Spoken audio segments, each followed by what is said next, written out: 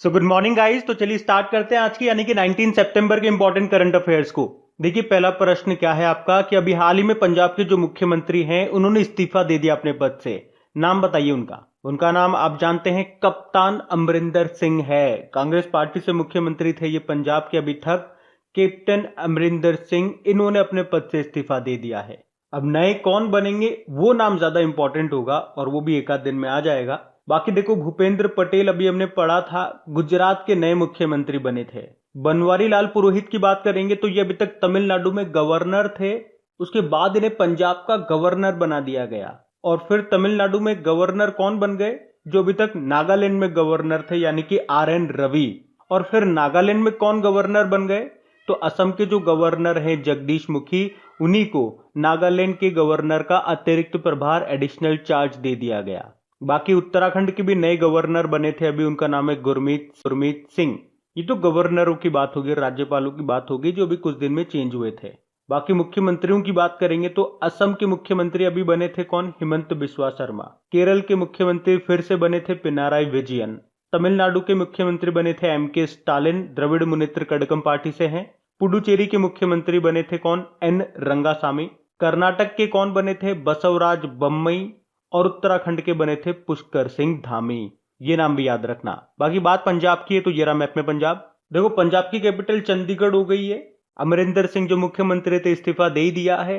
Governor बन गए हैं बनवारी लाल पुरोहित। बाकी अभी हमने पढ़ा था कि अभी पंजाब सरकार ने स्टार्टअप को बढ़ावा देने के लिए IM पंजाब पहल शुरू की। IM मतलब होता है इनोवेशन मिशन पंजाब। और अभी पंजाब ने कोरोना टीकाकरण अभियान के लिए किसे ब्रांड एम्बेसडर बनाया, सोनू सूद को। अच्छा, पंजाब का मार्शल आर्ट कौन सा है, गतका है। अभी यहीं पे मेरा काम मेरा मान योजना भी शुरू की थी। उसके अलावा आपको याद होगा परफॉर्मेंस ग्रेडिंग इंडेक्स 2019-20 में टॉप पे आपका पंजाब ही रहा था।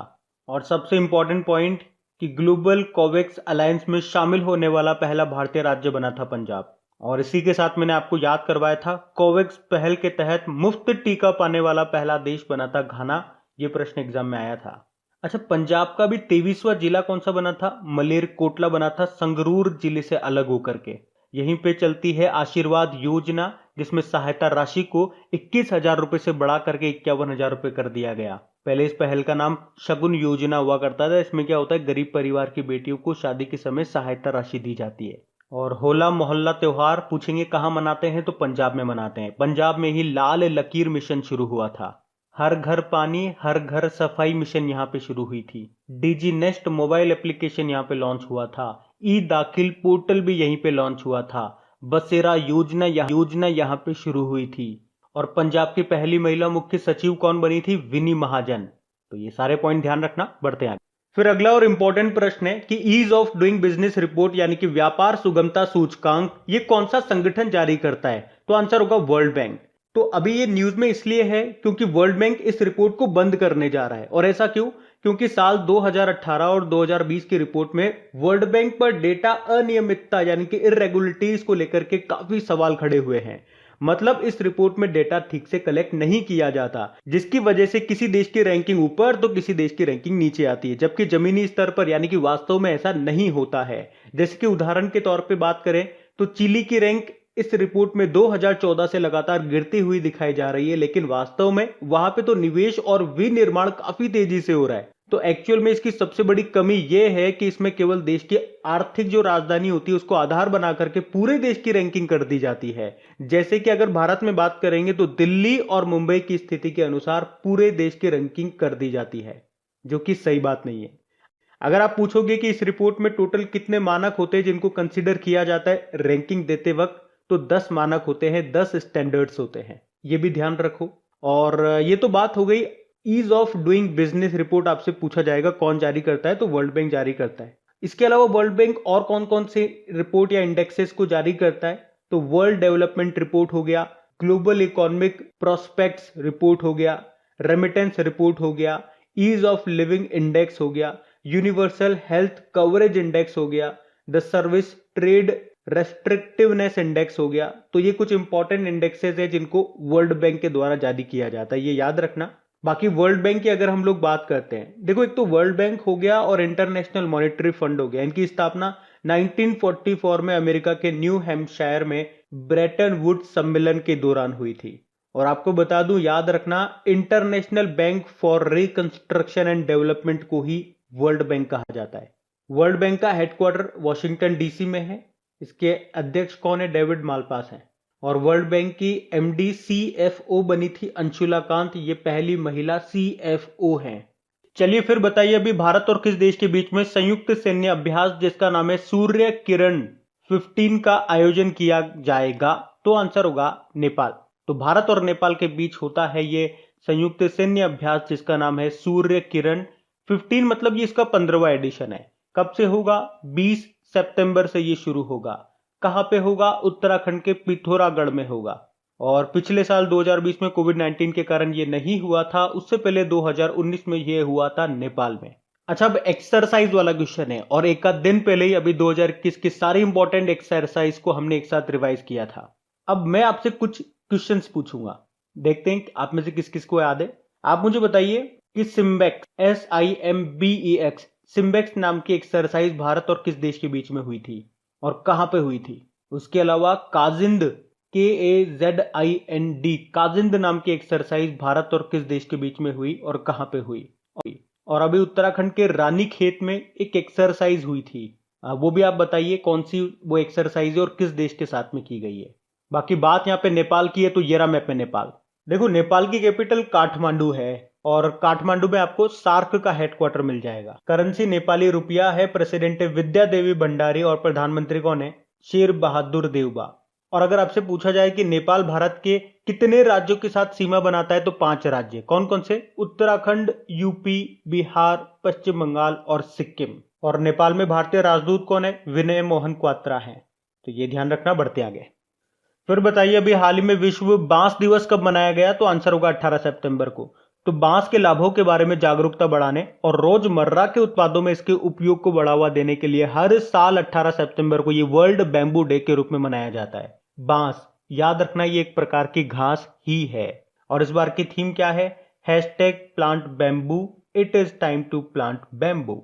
और अभी आपको याद होगा, केवीआईसी ने बोल्ड प्रोजेक्ट शुरू किया था राजस्थान के उदयपुर से, जिसमें बांस के पौधे लगाए गए थे। वैसे वर्ल्ड बैम्बू ऑर्गेनाइजेशन जिसकी स्थापना होती है 2005 में, हेडक्वार्टर आपको कहां मिलेगा? बेल्जियम में। देखो, 18 सितंबर को कुछ और डे भी मनाए जाते हैं, जैसे कि अंतरराष्ट्रीय समान वेतन दिवस, इंटरनेशनल इक्वल पे डे। उसी तरह से विश्व जल निगरानी दिवस, वर्ल्ड वाटर मॉनिटरिंग डे भी मनाया जाता है 18 सितंबर को। इसकी थीम थी पानी का महत्व। और इस बार हमने 18 सितंबर को अंतरराष्ट्रीय तटीय सफाई दिवस भी मनाया, इंटरनेशनल कोस्टल क्लीनअप डे, क्योंकि सितंबर के तीसरे शनिवार को मनाया जाता है, तो इस बार ये 18 सितंबर को आ रहा है, तो ये भी ध्यान रखना। और इसकी थीम क्या है? Keep trash in the bin, not in the ocean, यानी कि कचरा बिन में रखें, समुद्र में नहीं। और उसी तरह से सितंबर के तीसरे शनिवार को ही अंतरराष्ट्रीय लाल पांडा दिवस भी मनाया जाता है, जो 18 सितंबर को इस बार मनाया गया। तो देख लो, 18 सितंबर को इस बार हमने 5 डे मनाए। कौन कौन से? विश्व बांस दिवस हो गया, अंतरराष्ट्रीय समान वेतन दिवस हो गया, विश्व जल निगरानी दिवस हो गया, अंतरराष्ट्रीय तटीय सफाई दिवस हो गया, और अंतरराष्ट्रीय लाल पांडा दिवस हो गया। अब इंपॉर्टेंट डे वाला क्वेश्चन है, तो हर बार जब भी डे का क्वेश्चन आता है, सारे उस महीने के डे में आपको रिवाइज कराता हूं। तो अभी आपको वीडियो को पॉज करना है और कमेंट बॉक्स में जाकर के सितंबर के वो सारे इंपॉर्टेंट डेज आपको लिखने की कोशिश करनी है, जो जो आपको याद है। और फिर देखिए कि आपको क्या क्या याद है। अभी हम बढ़ते आगे। अच्छा, फिर बताइए, translating my self and others नाम की बुक को किसने लिखा है? तो आंसर होगा झुम्पा लाहिड़ी ने। तो पुलित्जर पुरस्कार विजेता और एक फेमस राइटर हैं ये झुम्पा लाहिड़ी, जिन्होंने अपनी नई बुक लिखी है जिसका नाम है translating my self and others, जिसे 2022 में लॉन्च किया जाएगा। और अगर आप हमारा डेली करंट अफेयर्स का लेक्चर देखते होंगे तो आपको याद होगा, अभी 2021 की ही बात है, इन्होंने एक बुक लिखी थी जिसका नाम है वेयर अबाउट। याद है क्या आपको? बाकी देखो, Dheera Khandelwal Haryana environment and pollution code नाम से बुक लिखी। कुणाल बसु की बात करेंगे, इन एन आइडियल वर्ल्ड नाम की बुक लिखी। एक कौशिक बसु भी है, पॉलिसी मेकर्स जर्नल फ्रॉम नई दिल्ली टू वॉशिंगटन डीसी नाम की बुक लिखी। इन्हें एक अवार्ड भी मिला था, हम्बोल्ट रिसर्च अवार्ड। और बसु से एक और नाम मैंने आपको याद करवाया था, तरुण बसु। इन्होंने भी बुक लिखी है एक, जिसका नाम है Kamala Harris and the rise of Indians American. तो ये भी आप ध्यान रखना। चलो एक प्रश्न का जवाब दो। अगर आपसे पूछा जाए इंटरनेशनल बुकर पुरस्कार 2021 ये किसे मिला, ये कहां से हैं और इनके नोवेल का नाम क्या है? बढ़ते आगे।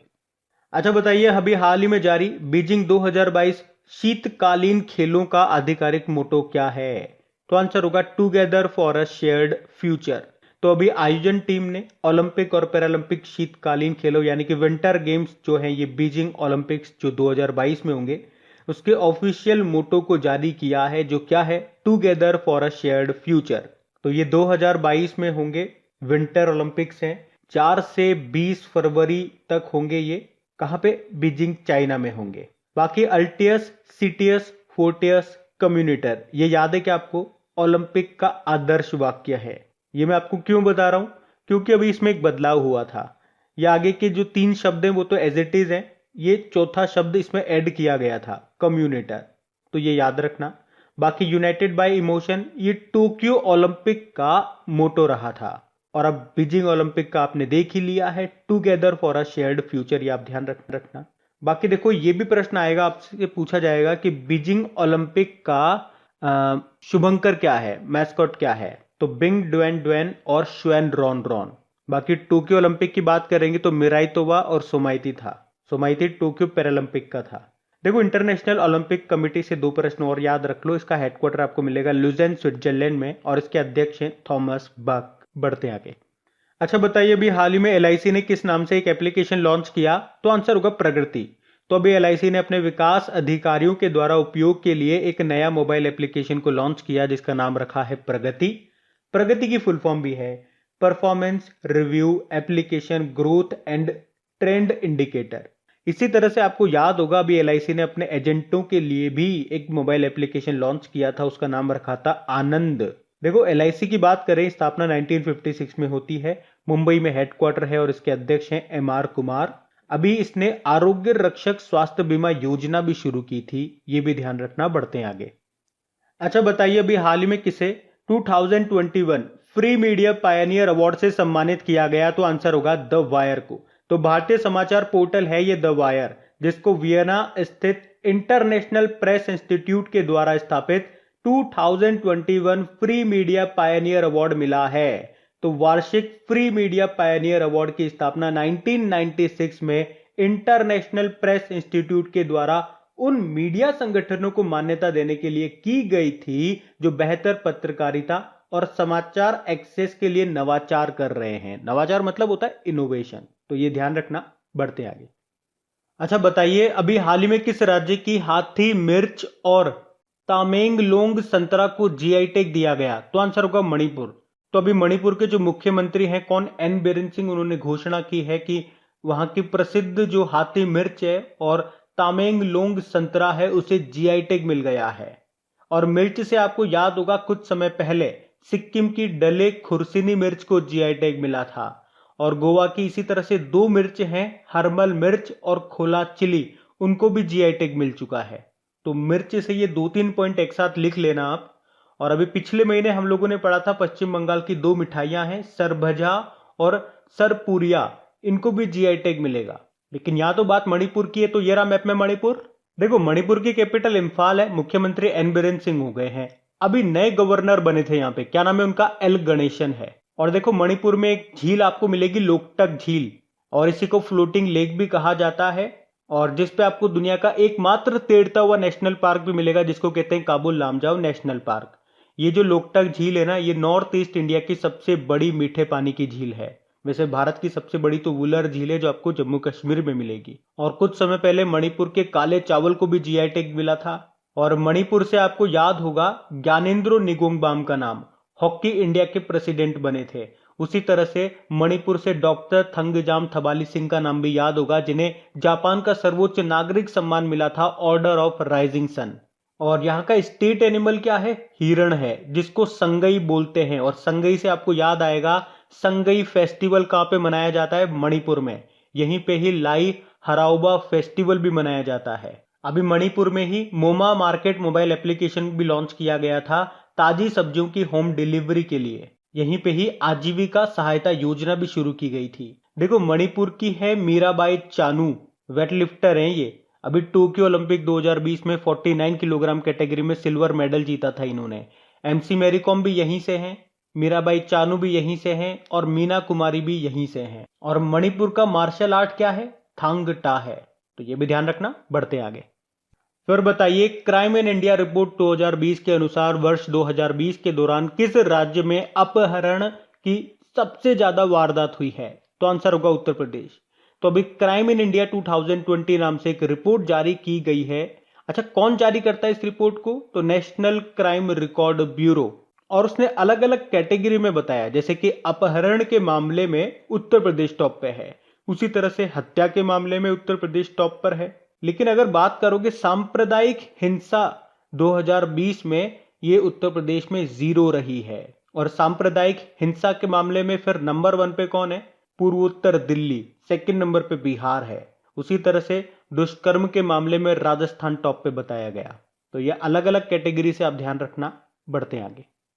अच्छा बताइए, अभी हाल ही में केवीआईसी ने कुम्हार समुदाय को सशक्त बनाने के लिए किस नाम से एक योजना शुरू की है? तो आंसर होगा स्पिन।